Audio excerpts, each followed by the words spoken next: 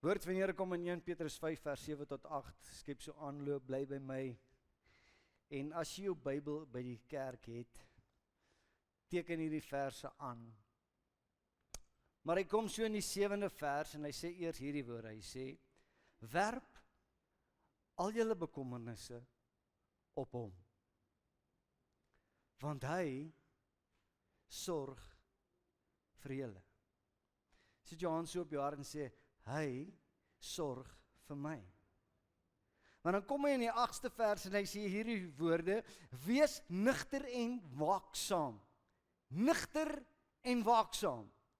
Want julle teenstander die duiwel loop rond soos 'n brullende leeu en hy soek wie hy kan verslind. Efesiërs 6, en is baie bekend, ek gaan vir julle eers die 10de en die 11de vers lees, voor ons na vers 12 kyk, hy sê, eintlik my broeders en susters, word kragtig in die Here en in die krag van sy sterkte. Dan gee hy 'n opdrag, nie 'n voorstel nie, maar hy maak 'n opdrag en hy sê, trek die volle wapenrusting van God aan, sodat julle staande kan bly. Teen die liste van die duiwel. Wat is liste? Ons hoor dit so baie in Suid-Afrika. Weet jy van die onliste? Wanneer hulle alles breek. Ek lag so nou met die 30ste. Toe hulle nou daai hele groot gehad het, hou ek so 'n bietjie dop. En die ou is op sy selfoon en hy sê, ek ry nou hier deel Hillbrow se strate. Nou wys jy die video. En hy sê, maar alles is rustig hier, hier's geen probleme hier nie. Maar as ek op sy foon kyk wat hy wys, en ek sien al die vullis wat op die paaie lê, dan dink ek, daar was 3000 van hulle nou net daardeur. Maar die listige planne van die duiwel, en dan kom hy in vers 12, want ons worstelstryd is nie teen vlees en bloed nie, maar teen die owerhede, teen die magte, teen die wêreldheersers van duisternis van hierdie eeu, en teen die bose geeste in die lig. Ek gaan vanmôre in kort met jou praat oor geestelike oorlogvoering. Ek dink is 'n groot onderwerp, daar's baie om daaroor te sê. Kom ons noem dit eerder geestelike oorlogvoering 101. Needs to know. Weet ons lewe in 'n kerkewêreld waar baie goeders uit perspektief getrek word, en toe ek hierdie woord voorberei, het ek gesê, Here, help my om asseblief net by die waarheid van God se woord te bly. Nou ek het so iets interessant, net so vir 'n inloop. Wie is gebore in hierdie plek tussen 1946 en 1964? Ek sien 'n paar hande. Nou jy word genoem 'n baby boomer. Jy het groot geword in die kultuur van 1960 en die vroeë 70s en jy was 'n hippie. Wie was hippies hierso? Huh? Rarig. Seker het jy nog 'n kuif gehad het. Die kultuur van daardie eeu, hulle was bekend, en ek sê nou nie julle nie, maar in daardie tyd geleef van die baby boomers was dit seks, drugs en rock and roll. Dit was die eerste begin van die seksuele revolusie. Dit was die eksperimentering met dwelms, rebellie teen tradisionele gesag, en dit was ook in daardie tyd wat materialisme baie meer momentum gekry het. Wie is gebore in 1965 tot 1980? Julle raak al hoe minder. Jy is Generation X. Sorry, ek moet ook my hand opsteek. Die kultuur van daardie tydperk was individualisme. Met ander woorde, ek doen dit op my manier. Toenemende egskeidings het daar begin toeneem. Dit was die era van die opkoms van die MTV en popkultuur, en ek en my vrou sit nou hierdie aand, en ek kyk gou so vinnig na elke generasie, wat se musiek op die charts was, en ek wil vir jou sê, jy het nie smaak gehad nie, hoor.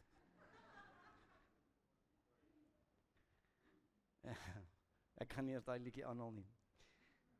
Kokaine en crack was in baie lande 'n pandemie wat begin het. Geestelike uitdaging vir generasie X was skeptisisme, onafhanklikheid van God en kompromie. Reeds in hierdie generasie, en van generasie X, het daar begin om kompromie te begin. Ek wil amper sê, vrees vir God het begin afdaal. Wie is gebore in 1981 tot 96? Ag, jy vat 'n kans. Rarig, Cornet. Is nog 'n kind. Jy word genoem generasie Y. Ja, Y. Hulle word ook die millenniums genoem, en die kultuur van daardie era was, die internet het net begin. Onthou jy daai modems, wat so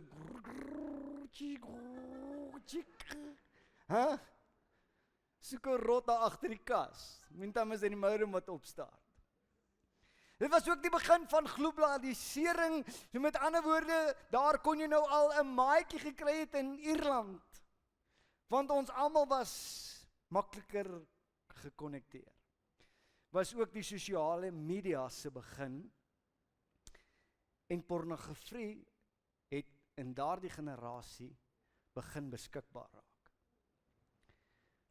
Voorskrif medisyne en verslawing aan pynpille het begin toeneem. Geestelike uitdagings was selfgeregtigheid, soek na identiteit sonder God, verbruikerskultuur. Wat beteken verbruikerskultuur? Daardie generasie het op 'n plek gekom waar hy dink dat melk kom net van Pick n Pay af. Hulle het nie geweet dat daar 'n boer iewers is wat 3:00 die oggend opstaan om 'n koei te melk sodat jy kan melk kry nie. Word verbruikers. En dan is daar ook in daardie generasie die eerste afname in kerkbetrokkenheid.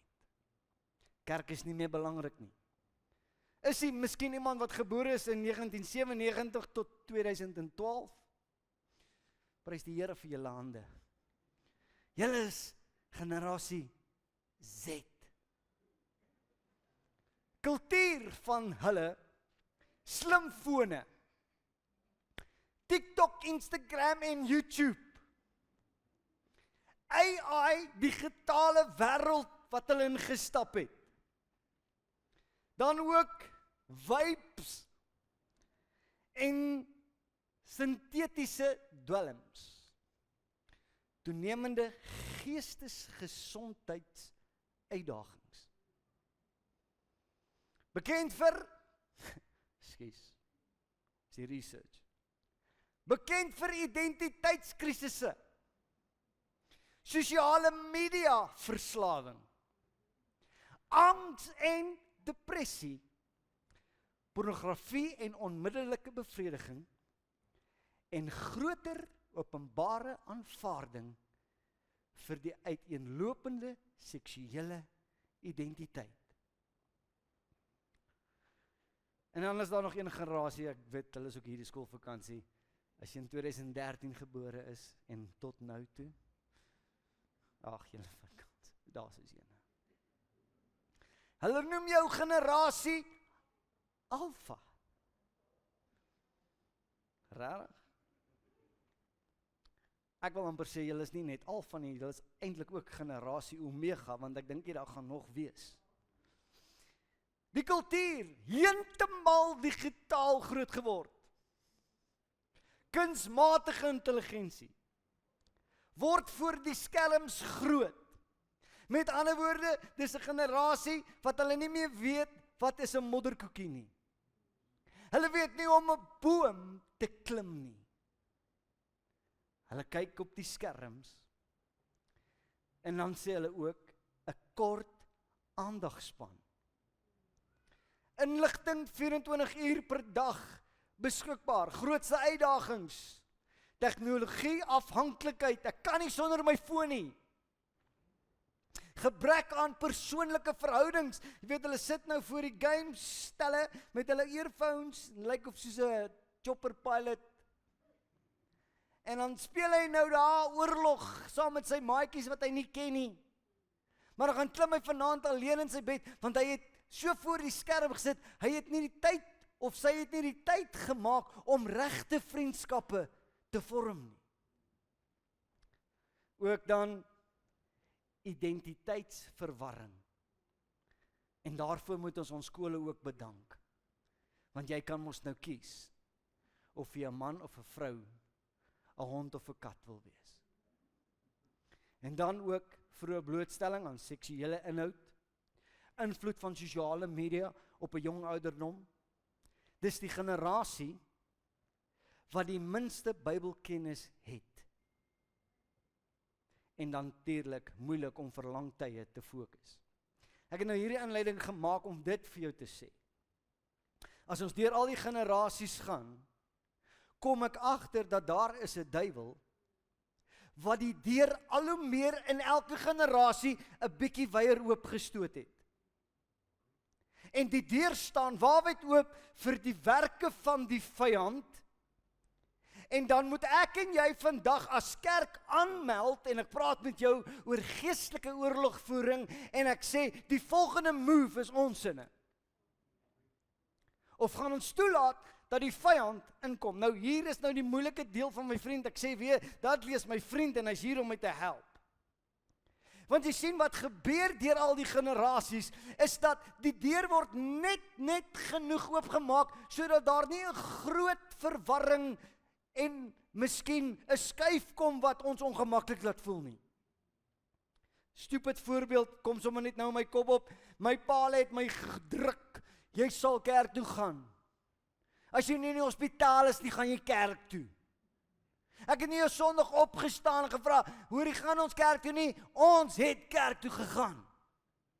Maar reeds in my generasie het waar hulle ouers gesê het, ons gaan kerk toe, het hulle gesê, ag, as ons net so elke tweede Sondag gaan, is ons right. Ons gaan nog steeds kerk toe, en ek gebruik dit net as 'n voorbeeld, maar sonder dat ons agterkom, het die duiwel nog die deur net 'n skreefietjie groter oopgestoot.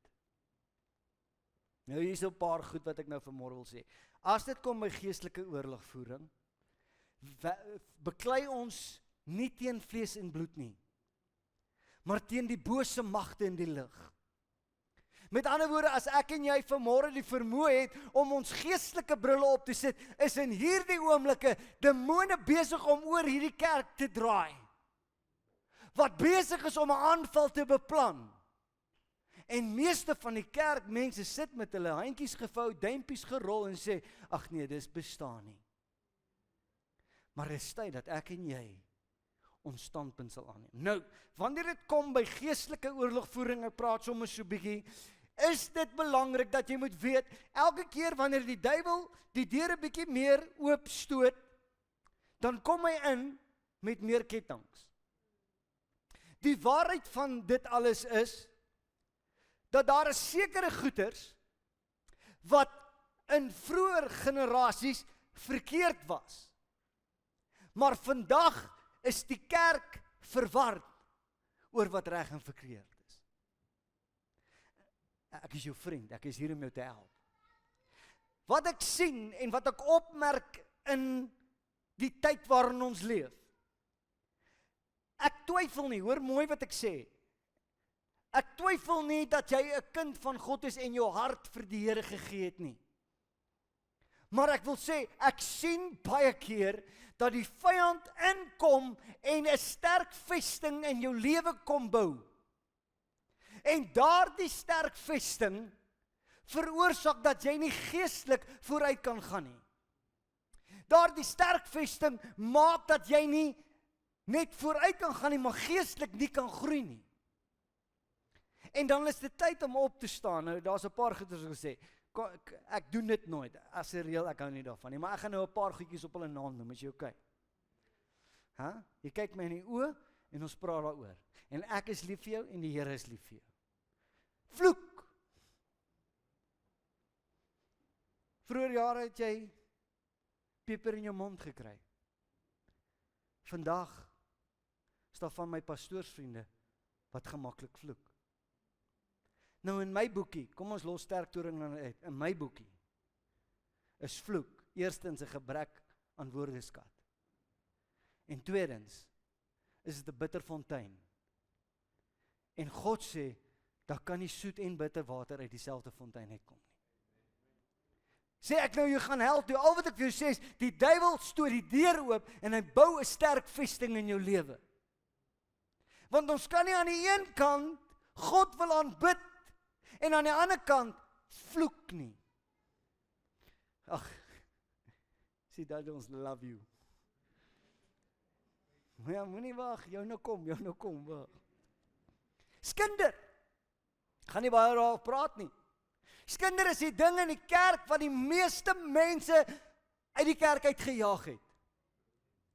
Omdat die tannie wat so heilig gelyk, en ek wil mooi praat, nie haar moontjie kan nou nie, en 'n opinie oor almal het.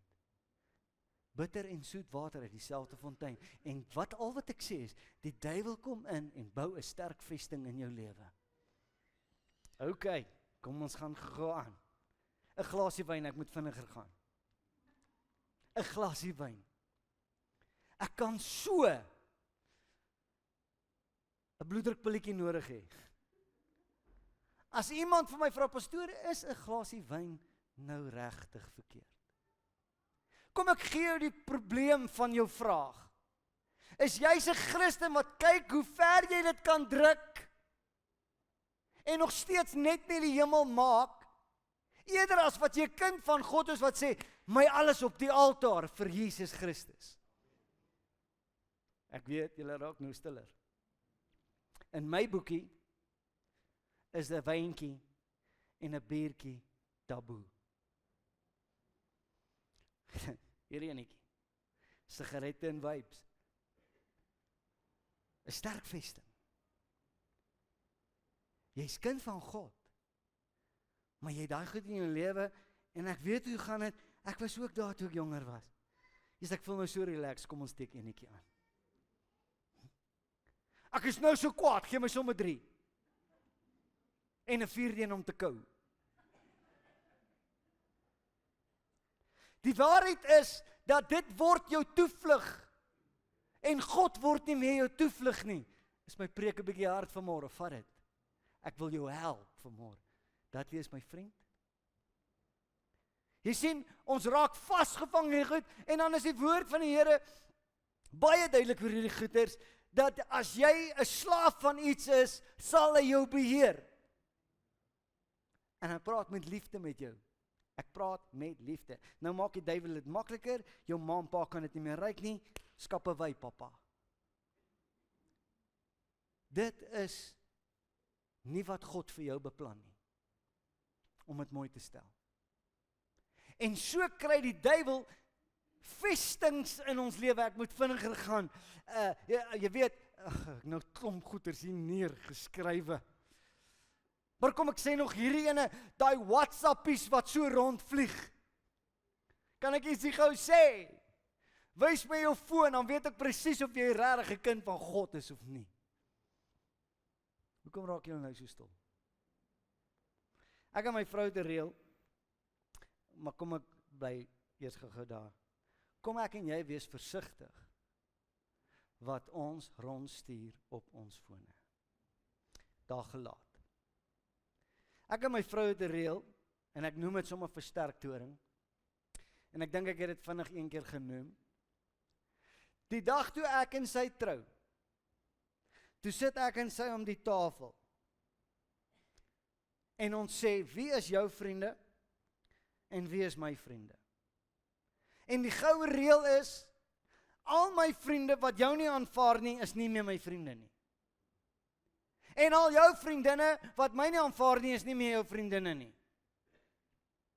Want jy sien, ons lewe mos nou in 'n moderne kultuur. Ag, pastoor, waar jy nou praat, is so oudtyds, maar ek wil vir sê dit bly goddelik.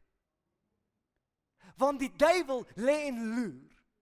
Die duiwel gaan rond soos 'n brullende leeu. Kan ek dit vanmôre mooi sê? In God se naam, los 'n ander man se vrou uit. En los 'n ander vrou se man uit. Met 'n WhatsApp, met 'n gesprekkie of met 'n getjurrel, sorry. Want kom ek sê vir jou, jy maak 'n deur oop vir die duiwel. Jy kan met my praat as jy 'n vrou is, want die kans dat my vrou gaan antwoord is in elk geval baie goed. Al wat ek vir jou sê is, ek noem nou vanmôre as prins 'n paar goed op die naam. Nie om jou sleg te maak nie, nie om jou te verdoem nie. Al wat ek vir jou sê is, daar's 'n werklike duiwel wat in die kind van God se lewe wil inkom en 'n sterk vesting kom bou. En daardie sterk vesting verhoed jou om die groot seën van God te bekom. As jy lief is vir my, sê amen. Elke oop deur vir sonde word 'n nuwe skakel in die ketting van gevangenskap. Nou kom ons in Josua 5 vers 4 en moet vinniger deurgaan. En dit is die rede, sê Josua 5 vers 4, dat Josua hulle besny het. Hulle hele volk was uit Egipte, wat uit Egipte land uitgetrek het. Al die manspersone en die krygsmanne het op die pad in die woestyn gesterwe en op hulle trek uit Egipte. Nou ek wil gou net die vers verduidelik hoekom ek hom lees. Ons gaan vanmôre kyk na Josua 6, wat seker die sterkste voorbeeld is van geestelike oorlogvoering. Maar in hoofstuk 5 hoor ek 'n paar goeters en nou sê hy eintlik in my woorde dat hulle het uit Egipte land uitgetrek. Met ander woorde, hulle was slawe en hulle het uit Egipte land uitgetrek 40 jaar in die woestyn. En op die pad het 'n hele generasie uitgesterf. Verstaan jy dit?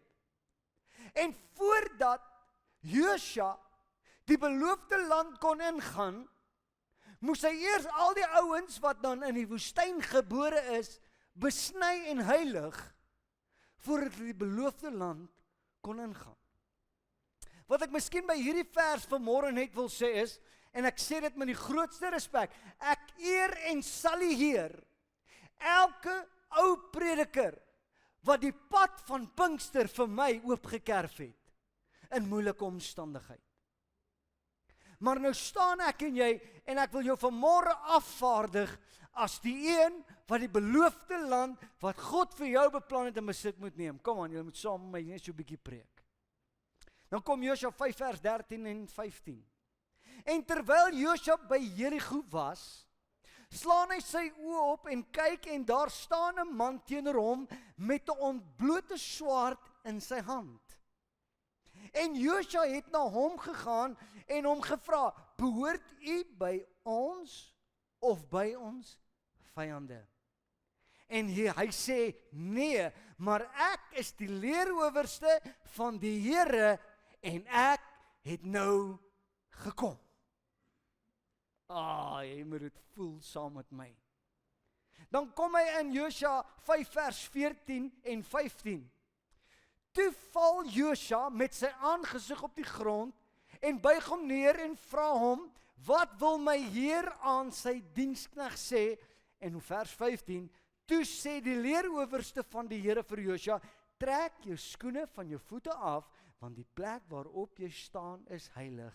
En Josua het dit so gedoen. Klink dit vir jou familier? Klink dit vir jou familier? Die vorige geslag was Moses. En Moses het op 'n plek gekom in sy lewe waar hy voor die brandende doringbos sy skoene moes uittrek want hy was op heilige grond. Die volgende generasie, Josua, kom nou voor die beloofde land en dan gebeur dieselfde. Trek uit jou skoene, Josua, want jy is op heilige grond. En dan wil ek sê, vanmôre in hierdie plek is daar 'n God wat roep na hierdie generasie en sê, trek uit jou skoene, want jy staan op heilige grond, gereed om die oorwinning in God te behaal.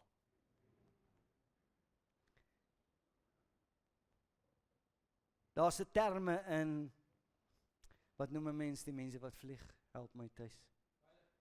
Nee, maar nie 'n pilot nie. Aviation, wat is dit in Afrikaans? Aviasie. Lugmag, lugvaart, wat ook al.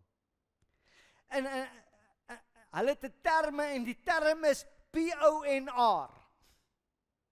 PONR is wanneer die vliegtuig vlieg na 'n destinasie toe. Dan bereik hy die punt van PONR. Dit beteken dat hy het nie genoeg petrol in die vliegtuig om terug te gaan waarvan hy vandaan gekom het nie. Hy moet nou land op die plek wat ingepunch is op sy GPS. Daardie PONR is the point of no return. En ek wil sê, die kerk in geestelike oorlogvoering het die punt bereik van the point of no return.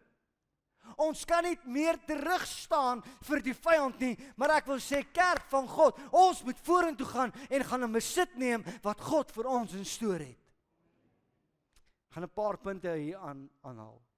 Uit hierdie vers uit wil ek hierdie stelling vir jou gee. Die leerowerste van die hemel is gereed, maar die vraag in my hart is die kerk van God gereed om hierdie geestelike oorlogvoering te laat plaasvind? Hier is die harde realiteit, en ek gee jou net 101's van geestelike oorlogvoering. In die geesteswêreld is daar nooit 'n skietstilstand nie. Die duiwel is 'n uitgeslaapte vuil vegter.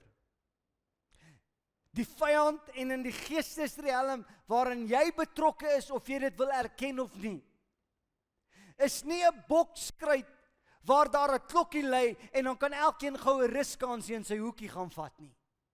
Maar hierdie vyand wag juis totdat jy op jou laagste lê en hy kom in om die doodskoot in jou geestelike lewe te slaan. Hierdie vyand en dit waarmee ek en jy besig is nie 'n wedstryd met reëls nie. Ek weet gisteraand het hy ref 'n paar snaakse reëls uitgehaal.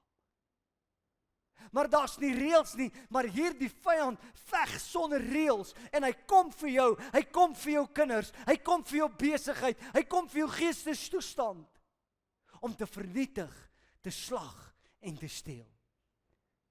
Dan moet ek en jy op die plek kom waar ons kan sê, Here, dit is tyd om op te staan. Net hierdie punt, jy's nog by my. Wetenskaplik, duisternis is nie iets wat op sy eie bestaan soos lig nie. Duisternis is die afwesigheid van lig. Waar lig skyn, verdwyn die duisternis. Die enigste manier om duisternis te skep, is om die lig te verwyder. Nou sê die woord van die Here, julle is die lig van die wêreld. Jesus kom en hy praat oor homself in Johannes 8 vers 12. Hy sê, ek is die lig van die wêreld. Wie my volg sal sekerlik nie in duisternis wandel nie, maar sal die lig van die lewe hê.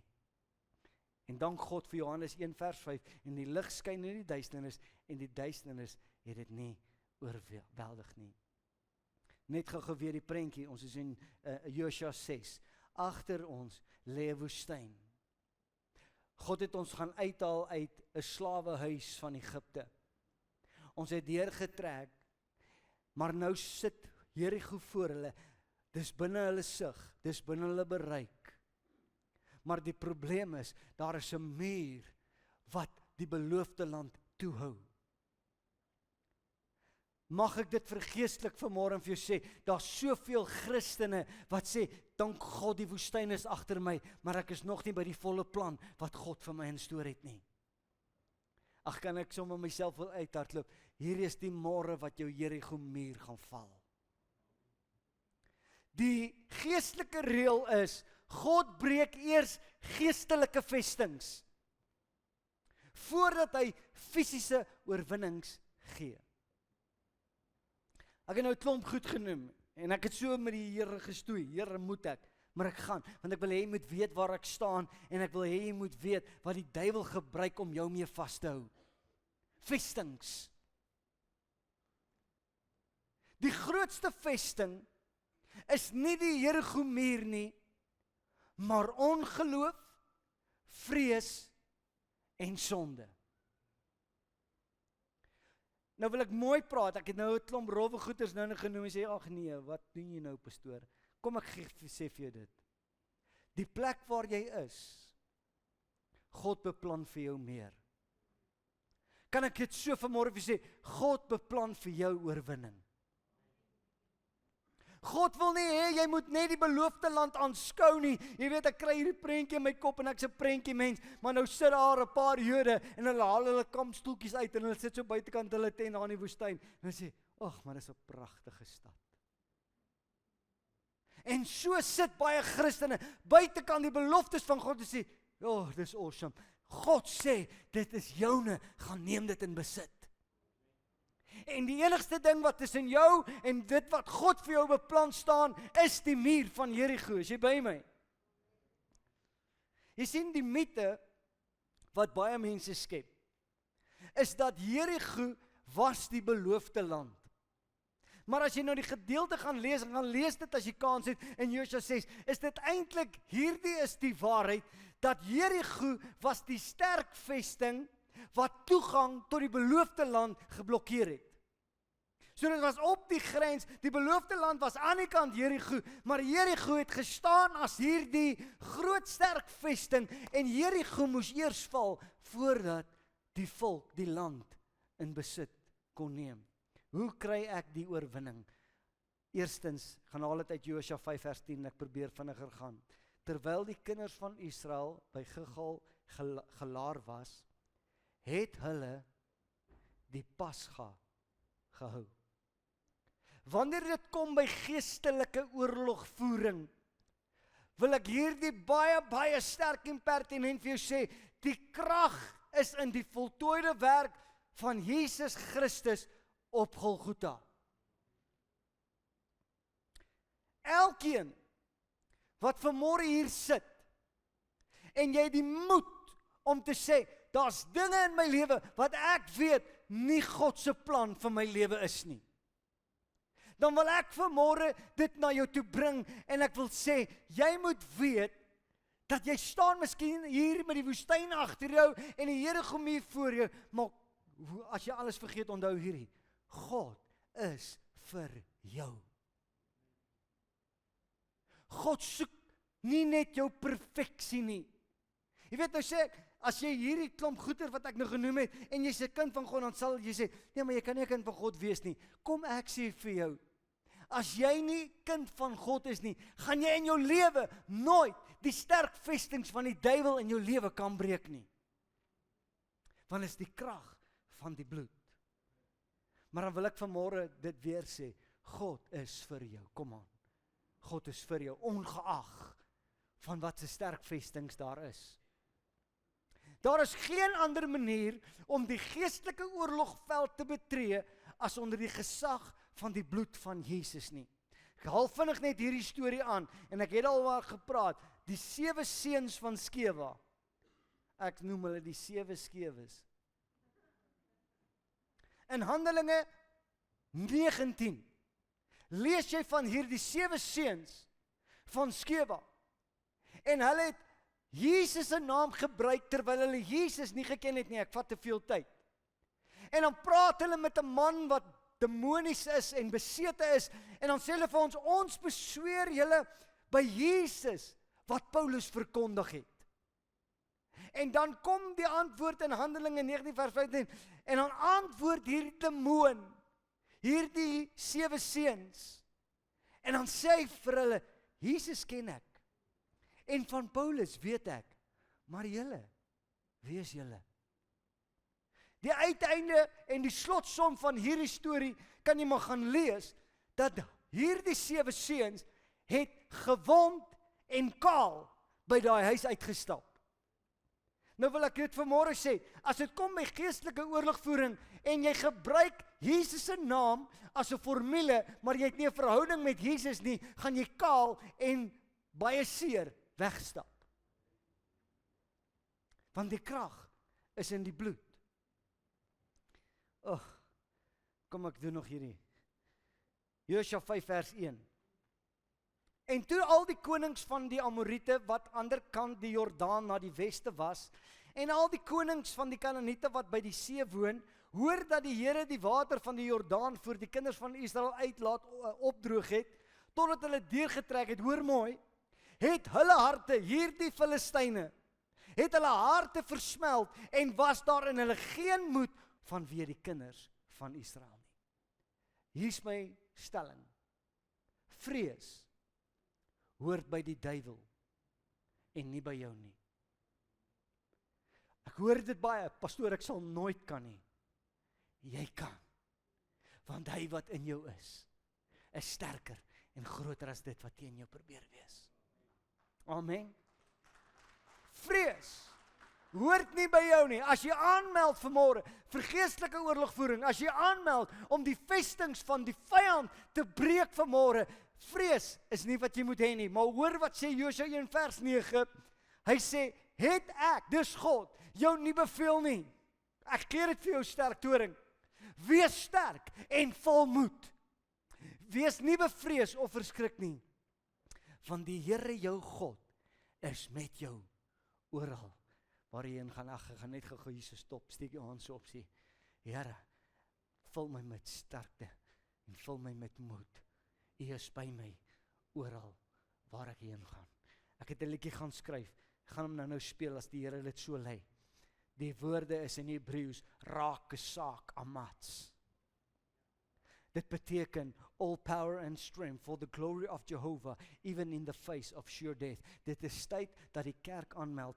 Die leervorste van God staan gereed om in hierdie geveg in te tree. My vraag is die kerk gereed? Ek wil sê, all power and strength for the glory of Jehovah. Halleluja. Ek gaan dit vat. Ag, ek het hierdie gou ingesit. As ons kyk na geestelike oorlogvoering in hierdie geveg, geloof, sê geloof, gehoorsaamheid en 'n kreet. Dis wat ek en jy moet hê. Ek het hierdie ingesit. Dis hoor gou, geloof, sê weer geloof, doof en loof. Jy moet geloof hê in God. Jy moet jouself doof hou vir die duiwel en jy moet die naam van die Here loof. Geestelike oorlogvoering. Wapens vir 'n geestelike oorlogvoering. Nou, eerste een is geloof. Ek haal vinnig vir jou aan. Ek sê vir julle, Jesus praat. As julle geloof het soos 'n mosterdsaad, sal julle vir hierdie berg sê, gaan weg hiervandaan daarna toe. En hy sal weggaan en niks sal vir julle onmoontlik wees nie. Kan ek gou hierdie stelling maak? Geloof praat. As dit kom by geestelike oorlogvoering, kan jy sê ek glo, maar jy moet begin praat wat jy glo. Jy moet begin vir daardie sterk vesting in jou lewe sê, tel jouself op en gaan werp jou in die see, want my God is by my en hy gee my die oorwinning. Amen. Die tweede ding vinnig, haal ek vinnig aan, toe Josua die volk stuur om die mure te trek, 'n strategie wat vir die wêreld nie sin gemaak het nie, was die verbondark saam met hulle. So wanneer dit kom by geestelike oorlogvoering, wil ek vir jou sê, God by ons, amen, meer sterker, God in ons. Dis nie jy wat die vyand gaan oorwin nie, maar dis die gees van God binne in jou wat die oorwinning gaan behaal. Amen. Dan kom 1 Korintiërs 3 vers 16 en 17, weet julle nie, dat julle 'n tempel van God is, en die gees van God in julle woon. Jou wapens. Dan kom Sagaria 4 vers 6, en hy sê, nie deur krag, of deur geweld nie. Hoeveel keer het jou vrou dit al vir jou gesê, meneer? Nie deur krag of deur geweld nie. Maar hoor die woord van die Here, geestelike oorvoering, maar deur my gees, so spreek die Here. Jy sien, wanneer ek praat van moed en God praat met Josua en sê, wees sterk en vol moed, het ek en jy as mens nie die vermoë om dit bymekaar te skrap nie, maar kan ek hierdie stelling maak, dis die gees en die salwing van God, wat ons gaan dapper maak vir die stryd wat voor lê. Dis die Heilige Gees. Die derde dingetjie vinnig wat ek aanhaal, is die proklamasie van die ramshoring. As jy die verhaal gaan lees, het hulle gestuur met die ark en die priesters met die ramshorings voor. Wat sê ek daarmee? Die ramshoring of die trompet is die instrument wat aankondigings maak in die hemel. Wanneer iets in die hemel gebeur, dan kondig die ramshoring of die trompet dit aan. So met ander woorde, toe hulle daar die geestelike oorlogvoering uitvoer, en hulle op die ramshoring blaas, het hulle eintlik die Onse Vader, Matteus 6 vers 9 aangekondig. Die Onse Vader sê, Onse Vader, wat in die hemel is, laat u naam geheilig word, laat u koninkryk kom, laat u wil geskied, en hier is die aankondiging, soos in die hemel, so ook op die aarde. Jy sien die muur wat geval het van Jericho, was klaar vasgemaak in die hemel. En toe die trompet blaas, toe sê hulle eintlik, soos in die hemel, so ook op die aarde, die muur moet val. Ag, ek hoop ek maak iemand opgewonde vanmôre. Jesus sê aan Petrus in Matteus, hierdie woorde, 18, is dit 'n 18 of 'n 16, help my, 16. Hy sê, en ek sal jou die sleutels van die koninkryk van die hemele gee. En wat jy ook al op die aarde mag bind, sal in die hemel gebonde wees. En wat jy ook al op die aarde mag ontbind, sal in die hemel ontbonde wees. Ek begin warm kry my skat, maar ek wil vanmôre vir jou sê, dat jy moet die seën van God begin losmaak op die aarde, sodat dit kan losgaan in die hemel. Jy moet daai sonde en daardie sterk vesting wat die duiwel jou mee wil verwoes, moet jy vasbind en uitsmyt, want die hemel het dit klaar vasgemaak en uitgesmyt. Gehoorsaamheid, ek amper deur, gehoorsaamheid. En hierdie is vir my so vreemd, kom ek gaan eers na Josua 6 toe voor ek hierdie vers lees. Nou sê die Here vir Josua hierdie woorde. My skat, ek praat met jou en ek sien jou nie. Hier's jy.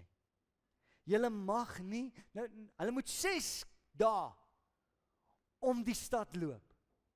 Nou dink net vir jouself, daai kan nie te staan daar bo op die muur en sê, nee, dit is nie lekker nie hoor. Maar wat dwaas lyk vir die wêreld, is wys by God.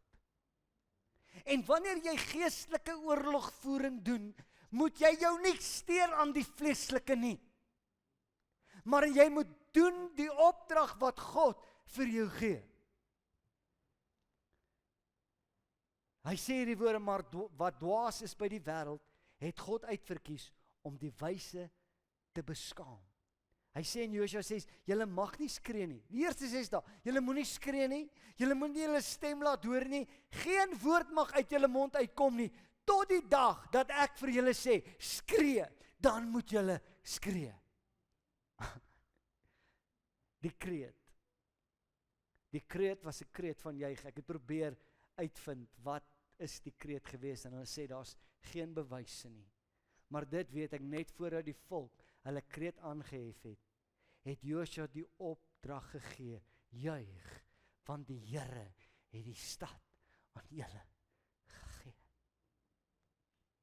Wat jou uitdaging mag wees vanmôre, wil ek sê, hef jou hande op en begin God loof. God gee die stad in jou hand. Your praise will bring down the stronghold. Kom 2 Korintiërs 10, Sam, jy kan vir my ietsie speel asseblief. Ek gaan klaar maak met hierdie vers. Hier sit mense vanmôre wat ek baie lief het. En ek vra jou mooi, as 'n mens, moet nooit twyfel in my liefde vir jou nie. En as ek jou lief het, weet ek, daar's 'n God wat jou lief het. Hy het jou lief. Maar dan wil ek vanmôre sê, daar's sterk vestings wat jou terughou van die volle blessing wat God vir jou wil gee. En vandag staan die muur van Jerigo voor jou, en ek sê, as jy wil, God kan, en die muur sal val. Lees hom eers weer in Afrikaans en daarna in Engels, want die wapens van ons stryd is nie vleeslik nie, maar kragtig deur God, om vestings neer te werp, terwyl ons planne verbreek en elke skans wat opgewerp word teen die kennis van God, en elke gedagte gevange neem, tot die gehoorsaamheid van God. Ek lees hom vir jou in Engels, dit is my so mooi, en ek bid nou dat die Heilige Gees in jou hart sal werk, en dat jy dapperheid sal kry, om te sê, Here, ek is nie tevrede met waar ek is nie, maar daar is meer. Jong mens, hoor mooi, daar's meer. Jong mens, daar's 'n vyand, wat strikke stel. Hy wil hê jy moet die deur net 'n bietjie oopstoot, sodat hy kan inkom. Maar ek wil vanmôre vir jou sê, deur die krag van God, gaan jy die geestelike oorlogvoering laat plaasvind, en die muur gaan val, en jy gaan die seën van God kry. 2 Korintiërs 10, 3-5 in die Engels. For though we walk in the flesh, we are not waging war according to the flesh. For the weapons of our warfare are not of the flesh, but have divine power to destroy strongholds. We destroy arguments and every lofty opinion raised against the knowledge of God, and take every thought captive to obey Christ. Nou gaan iets doen, verskoon my. My vrou weet nie hiervan nie. Maar my liefie, kom staan jy gegooi voor by my. En ek wil vanmôre vir jou sê, my vrou is my vrou. Maar vanmôre wil ek haar ook gebruik. Staan hier so. Kyk jy vir hulle en jy kyk vir my. Ek wil jy met jou hande opsteek en jou hoed toemaak. En ek wil jy moet God begin aanbid en vergeet van die mense agter jou. Ek gaan net 'n voorbeeld gee van geestelike oorlogvoering. Hier is my vrou, maar ook wil ek hê, sy moet vanmôre die kerk van God verteenwoordig. Ek wil hê sy moet vanmôre Sterktoring verteenwoordig. En jy kan hier sit en dit afmaak, maar ek wil sê, ek wil nou in die gees 'n opdrag van God om my vrou begin beweeg. En ek sê, Here, sy behoort aan U. Ek loop om my muur vanmôre, ek is besig met geestelike oorlogvoering en ek daag jou uit. Here, ek stel haar voor as die kerk, ek loop om my kerk Sterktoring en ek sê in die naam van die Here, jy's God se eiendom. Ek breek elke pyl vanmôre wat die vyand teen jou skiet. Ek maak finansiëel die seën van God oor jou los vanmôre. Ek gee nie om hoe dit vir jou lyk nie, ek is besig met geestelike oorlogvoering. Ek wil sê elke skans en leuen van die vyand sal val vanmôre. En Here, ek wy jou toe aan U heerlikheid. As kerk van God breek ek dat die muur van skanse wat die vyand wil opbou nou val. Kom aan my skat, help my. Die mure val, kom aan. Die mure val, Sterktoring se mure val in Jesus naam. Elke werk van die vyand word gebreek. Here, U ken my vrou se gedagtes, U ken haar kommernisse, maar ek breek dit nou in die naam van Jesus Christus. En onder die bloed van Jesus beveel ek elke bose mag om sy kloue van jou af te vat in Jesus naam. Terwyl ek dit met my vrou doen, wil jy op jou voete staan. en sê, Here, ek begin om te beweeg. Net daar waar jy is, ek gee nie om wat jy doen nie. Ek gee nie om wat jy doen nie. My skat, begin in die naam van die Here is 'n bietjie groter, oplig, harder, my skat, fonteine van lewende waters. Ek verklaar die aard van God is by jou. Ek verklaar die ramshoring blaas in hierdie oomblikke, Here. Soos in die hemel, so op die aarde, in my vrou se lewe en in my kerk se lewe. Ek kom te staan teen elke Jezebel gees in hierdie kerk, Here. Ek kom te staan teen elke mag van tweedrag in Jesus naam. Dit val nou in Jesus naam. Ek vat die autoriteit wat die bloed van Jesus my gee vanmôre, en ek loop om my gemeente, ek loop om my vrou, en ek loop om my besittings. En in jou gees nou, roep na God, want die oorwinning is joune. Ek maak hierdie ore doof vir die vyand se leuns. En vanmôre verklaar ek die oorwinning in Jesus naam. Saam met my vrou nou, gaan ek tot 3 tel, en dan gaan jy God begin loof, soos nog nooit van tevore nie, as jy reg kerk. Voordat ek dit doen, wil ek vir jou sê, die duiwel het nie 'n reg op jou lewe nie.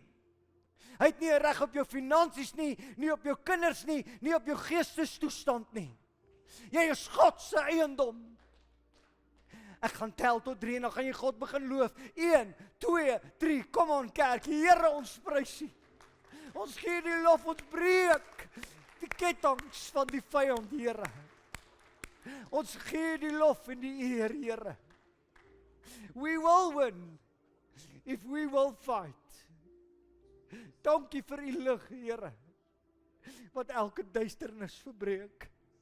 Kom aan, as daar iemand in hierdie plek is wat sê, daar's 'n sterk vesting, hier's my hand, pastoor, hier's 'n sterk vesting, ek breek dit, nie in my krag nie, maar in die naam van Jesus. Die naam bo kan elke naam, ek breek elke sterk vesting, en ek verklaar jou die eiendom van God, ek verklaar, neem en besit die seën van God in jou lewe. Neem dit en besit. Neem dit en besit. Neem dit en besit. Dis joune. Elke besigheidsman en vrou. Die seën van die Here is joune. Haal jou vuil kloue af in die naam van Jesus. Ek gee nie om wat die ekonomiese stelsel is nie. Ek verklaar seën in die naam van Jesus. Ek verklaar seën in die naam van Jesus. Jy is die kop en jy's nie die stert nie. Elke huweliksprobleem, jou vyand, jou vuil vyand. Ek verklaar jou kragteloos in elke huwelik. En jou pyl wat jy skiet sal op jou val. Elke pyl wat jy teen die huwelik skiet, verklaar ons nou kragteloos in die naam van Jesus. Here, as daar siekte is, ek spreek elke kiem en virus aan in die naam van Jesus. Elke bloedsel, elke beenmerg, kom in lyn, soos in die hemel, so ook op die aarde. En ons vat die oorwinning, in Jesus naam. In Jesus naam. In Jesus naam. In Jesus naam. Die Here het jou lief. God is vir jou. En geen werk van die vyand sal enigiets uitdruk. In Jesus naam, in Jesus naam. Halleluja.